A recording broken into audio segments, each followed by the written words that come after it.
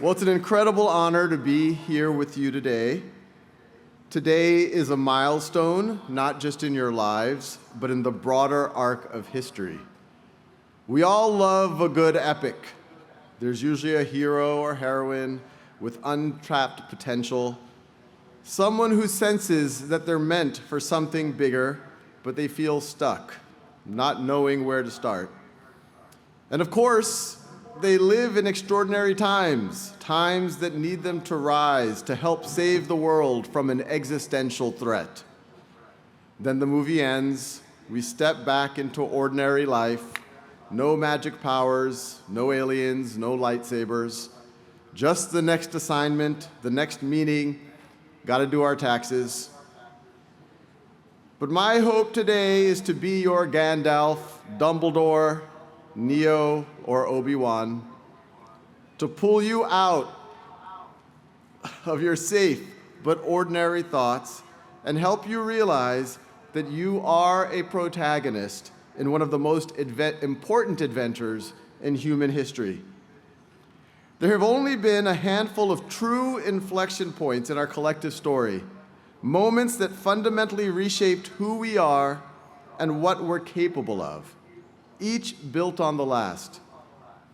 Over 1 million years ago, Homo erectus learned to harness fire and craft stone tools.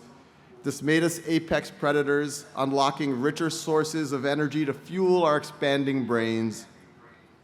Fire gave us light, protection, and the ability to gather, to share knowledge, and build culture.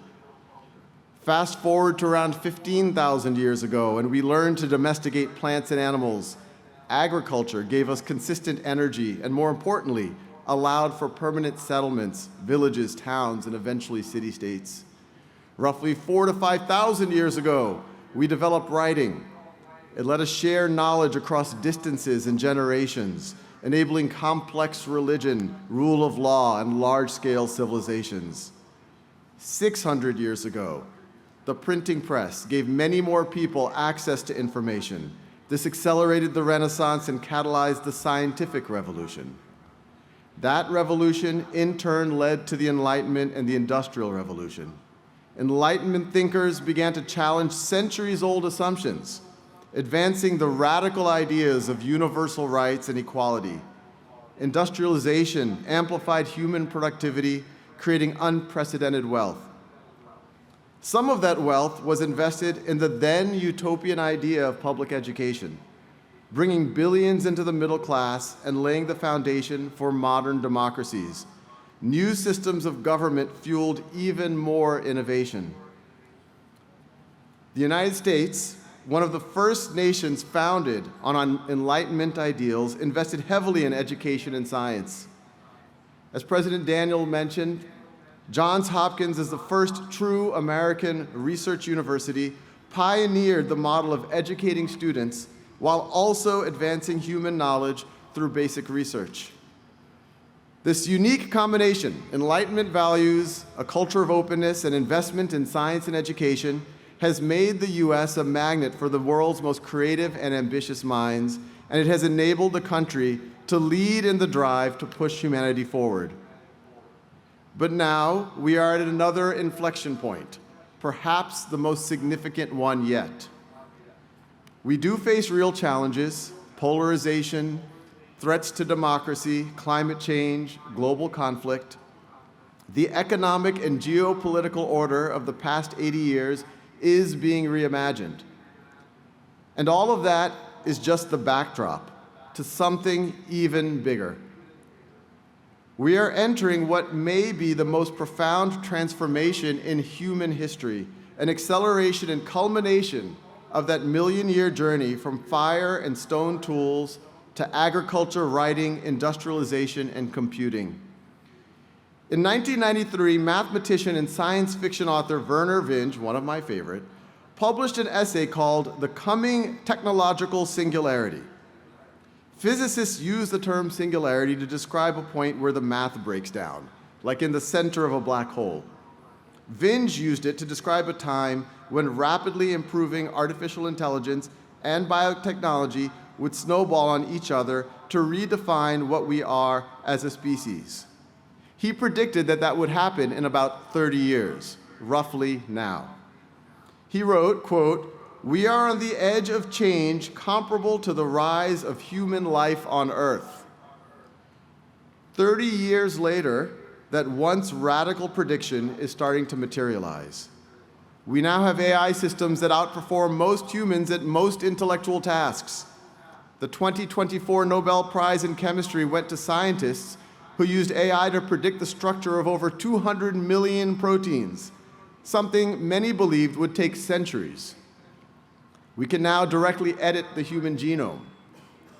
And credible thinkers predict that in the coming decades, we may see things that before were only in movies, super intelligent AIs and medical breakthroughs that we thought were centuries away, including curing all disease and dramatically extending lifespan. Whether you find this thrilling or terrifying, or both, your feelings are valid, but make no mistake, this is the most epic of backdrops to your story. AI and other transformative technologies are neither good nor evil. They amplify human intent. Fire can warm or destroy. A knife can harm or create. Likewise, AI can amplify the negative intent of criminals and autocrats, or the positive intent of artists, researchers, policymakers, and educators. Whether this singularity leads us toward dystopia or utopia is not a coin toss. It depends on what you, people with creativity, intellect, integrity, and positive intent, choose to do with it. Not just as technologists, but as scientists, artists, entrepreneurs, educators, policymakers, and citizens. So to you, the protagonists in this grand adventure, I offer 3 pieces of advice, very similar to what you heard earlier. First, don't just follow your dreams. Have dreams and take them seriously, but the world won't hand you the influence or the resource to realize them unless you build the skills and credibility to make them real. Early in your career, be willing to put your head down, make yourself useful, start saving, earn trust, treat feedback as a gift, and make it easy for others to give it to you. Ask the basic questions. If someone says that can't be done, push respectfully on the why. Honor everyone, but don't always wait for permission. A little rebellion now and then can go a long way. There you go. Second, curate your worries.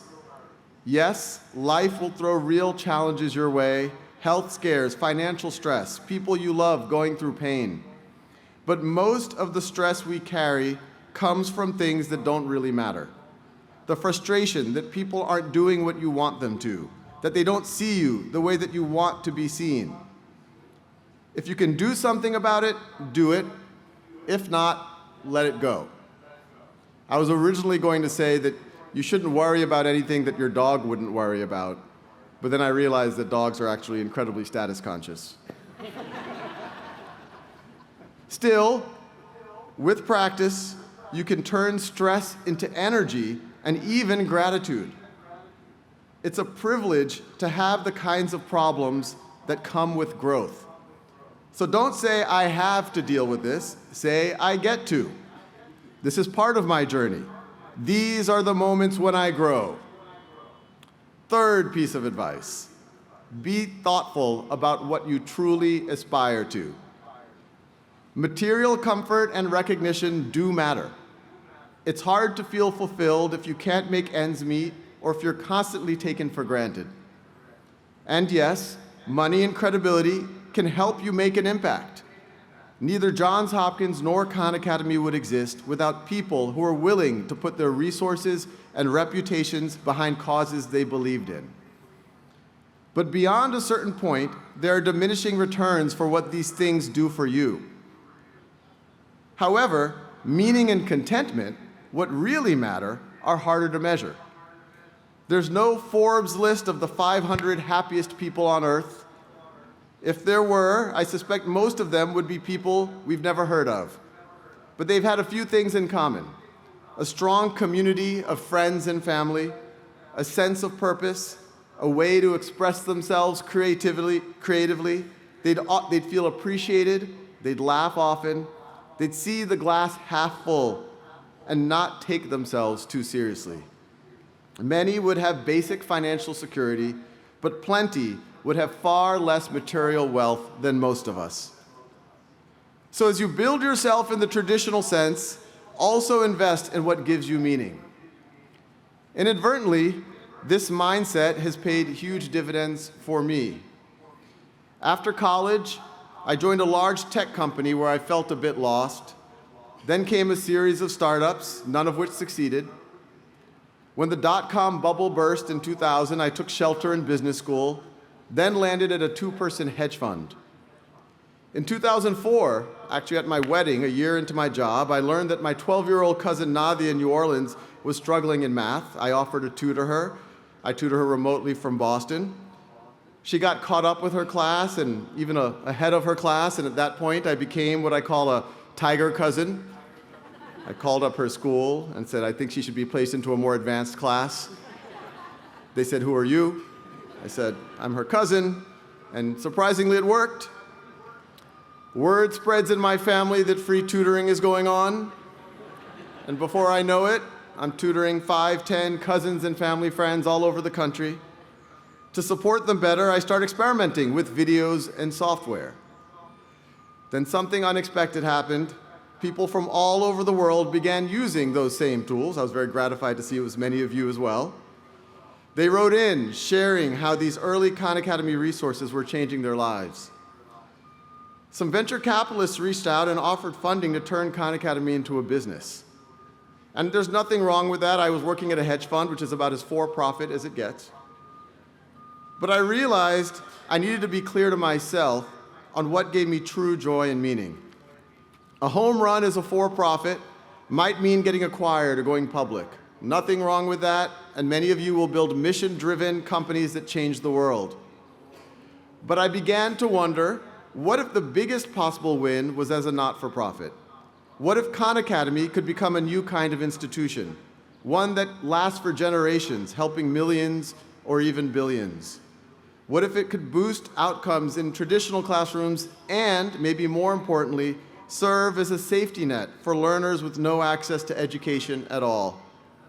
What if a breakthrough in quantum computing someday comes from a girl in Afghanistan who educates herself on Khan Academy after being barred from school by the Taliban? What if an orphan in Mongolia uses it to learn and then helps thousands more do the same?